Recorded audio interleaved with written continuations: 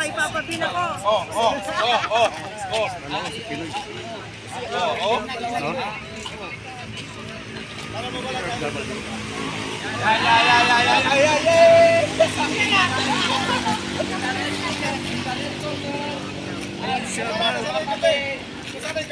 Pre, naka $100,000. Naka $100 siya, pre. Umabot ba? Hindi, $1,000.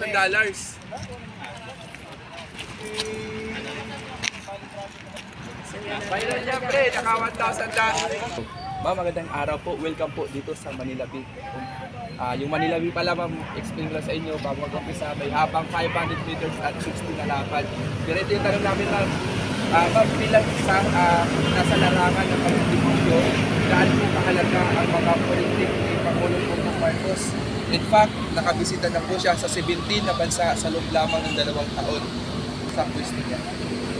Anyway, magandang umaga po sa ating mga kababayan. Hello, good morning. Ito po ang suporto ngayon. Alam mo yung ginagawa ni Presidente, ating mahal na Pangulong Marcos, yung kanyang mga trip na talaga lumalabas siya ng bansa, nakikipag-usap, talagang binibigyan pansin niya yung progreso ng ekonomiya. Talagang positive yan. Kasi makikita naman natin yung kasipagan na pinapakita niya na talagang gusto niya magkaroon din ng kaunlaran at mapabuti yung ating ekonomiya. So, masasabi ko lang dyan, very good talaga si President. Kasi hindi naman biro din na ikaw ay lumabas ng bansa, bigyan mo ng pag-asa yung Pilipino, trabahuin mo na dumami pa yung investor para makapagbigay tayo ng at least magagandang trabaho sa ating mga lalo na mapaunlad yung ating ekonomiya. Ma'am, pangalawa po, lalong tumataas po ngayon ang approval rating sa SWS survey nitong last quarter ng 2023. Sa tingin niyo po, ma'am, ano kaya ang dahilan sa magandang numero na performance ng Pangulo? Yung pagiging transparent niya, yung bawat trip niya na binabalita niya, sinasabi niya, pinapakita niya, ano pa talaga yung naging outcome ng kanyang trip, yung syempre, yung pagiging transparency, pagiging totoo, na yung ginagawa niya talaga, para sa ikakabuti ng mga Pilipino. Ma'am, number 3, ma'am, matunog po ngayon ang pagsulong para sa charter chains, lalong-lalo na sa economic provision ito. Kaya po ba, ma'am, pabor po ba, no? Kayo po ba ay pabor po ba na maisa katuparan ang pag-amyenda nito sa ating konstitusyon para sa pagpasok sa mga foreign direct investigations? Actually, hindi naman tayo pwede kasi kakabuti ng ating makakabuti yan na talagang makakabigay pa ng mga trabaho na makakatulong pa sa ating mga Pilipino. Siyempre, dapat suportahan na lang natin kung saan makakabuti yung kalagayan natin na magkaroon tayo ng kaunlaran, lalo na sa ekonomiya. Ang hirap kaya ang pagkabagsak ng ekonomiya. Siyempre, ang maapektuhan dyan ng mga tao katulad natin. So, ako, favor ako basta sa ikakabuti para sa ating mga Pilipino. Tayo naman, yung namang pag-amyenda, yung sa charter change, yan lang yung para sa kaunlaran, matutukan yung economic progress natin. Matutukan yung talagang makapagbigay din ng trabaho, ng negosyo, ng pag-asa, at saka ng opportunity sa ating mga Pilipino. Ma'am, konting share naman po doon sa programa na nagpapatuloy ngayon, especially yung sa mga senior citizen na from 43 billion na pondo para sa mga senior citizen. At ngayon naman may panibago na namang pinirmahan sa Pangulong Bongbong Marcos at isa pa doon yung 1,000 na po monthly yung sa social pension.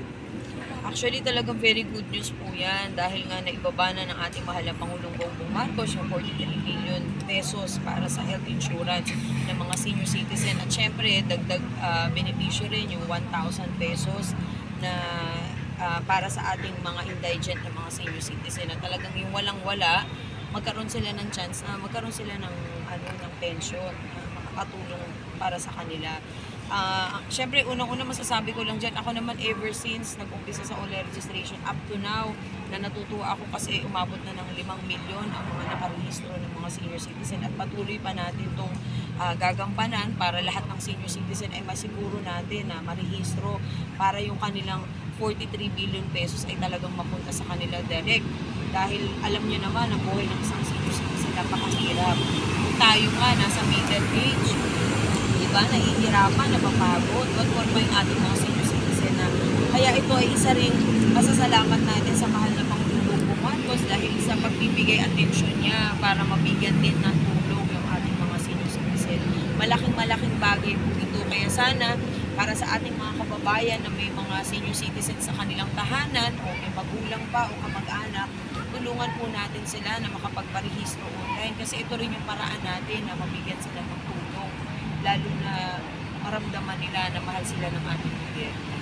Kaya sana sa ating mga senior citizen, mag-visit po kayo sa website na www.ncsc.gov.ph na kung saan dito pwede po kayo magparehistro online at makikita nyo yung mga activities ng NCSC at yung mga programa na nakalaan para sa ating mga senior citizen. Ma'am, schedule niyo po sa Media House Express. Oo, every Saturday meron akong teleradyo sa Media House Express 1 to 2 p.m. Ito ay nagbibigay daan para magkaroon pa tayo lalo ng pagtulong sa ating mga senior citizen at sa ating mga kababayan na maipaabot natin yung magandang balita, matulungan natin sila sa ibang programa, makababa tayo sa masa para higit natin maunawaan ano ba talaga ang sitwasyon nating mga Pilipino sa ngayon at ano ba yung solusyon na pwede natin gawin para makatulong tayo sa kanila. Ma'am, mensahe niyo po sa maraming katulad mo, sana maraming katulad mo na patuloy na sumusuporta sa mga programa para sa ating mga kababayan. Ano yung mensahe niyo po sa katulad niyo po? Siyempre, ang mensahe ko, ipagpatuloy nyo lang po yung ginagawa ninyo. Higit natin kailangan ng isa't isa sa ngayon. Hindi lamang dahil sa kahirapan, kung hindi bigyan din natin ng pag-asa ang bawat Pilipino na sa kabila ng problema na pinagdaraanan natin, sa kabila ng kahirapan, ng pag-iisip, pagdurusa ng ibang Pilipino natin, mabigyan natin sila talaga ng support at pag-asa rin na tayo ay magtulungan para naman sa ikauunlad din natin, lalo na tayo mga Pilipino. Siyempre, ang dapat din natin mahalin yung sarili nating bansa, yung kapwa natin Pilipino na sa pagtutulungan, wala talagang imposible, kundi mabibigyan natin kahit paano ng solusyon yung mga suliranin na nararanasan natin sa ngayon. Ma'am, FB page niyo po ba? Actually, meron akong FB page, yung Marat Amundong Supporters, na kung saan nandyan po makikita ninyo yung mga activities na aking ginagawa.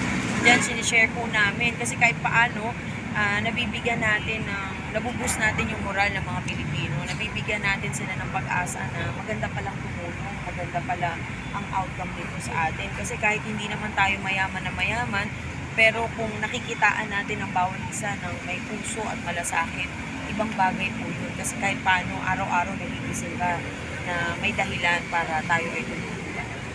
Ma'am, mensahe niyo po kay Pangulong Bongbong Marcos na kay First Lady Lisa na ngayon po patuloy po na nagpapagaling kasi tagtag po sa biyahe, ma'am, sa trabaho. Okay na ko para kay Presidente Bongbong Marcos at kay First Lady sa Araneta Marcos. Nako, ingatan niyo po yung health ninyo kasi kailangan po natin maging malusog para magampanan po natin yung ating ginagawa sa ngayon. Kaya bigyan niyo rin po ng oras na kayo ay makapagpahinga. Ipagdarasal ko na kayo po ay gumaling na or mapabuti pa yung iyong kalusugan dahil kailangan po natin ng bawat isa. Actually, talagang mahirap sa panahon ngayon na magkasakit dahil bukod sa magastos, at the same time mapuputol yung ating ginagawa. Kaya ako naman every now and then talaga I make sure na ako ay kumakain sa oras, kumakain ng gulay, nagtitake ng vitamins kasi para mapagpatuloy ba natin lahat ng activities. Kaya sana sa ating mahal na Presidente at First Lady, ingatan niyo po ang inyong sarili, intindihin din natin na sila ay tao rin at kailangan din nila talaga magpahinga. Ma'am, dahil nga po marami pong nagsasabi na ganun po kahalaga sa inyo ang mga senior citizen at kitang-kita naman po ang pagtulong po ninyo. Bakit gano'n na lang po daw kahalaga sa inyo? Siyempre, alam niyo, sa dami pa naman natin pinagdaanan, lalo na nung panahon ng pandemya, nakita natin kung gaano kahalaga ang bawat isa. Kaya itong pagkakataon na ibinigay sa atin, pangalawang pagkakataon, mahalaga sa akin na magampanan natin yung pagiging isang tunay na tao, na tayo ay makatulong talaga kasi yun ang kailangan natin sa ngayon. Thank you po, Thank you, ma'am. Thank you po, ma'am. Salamat. O baka may gusto pa kayo ito mo.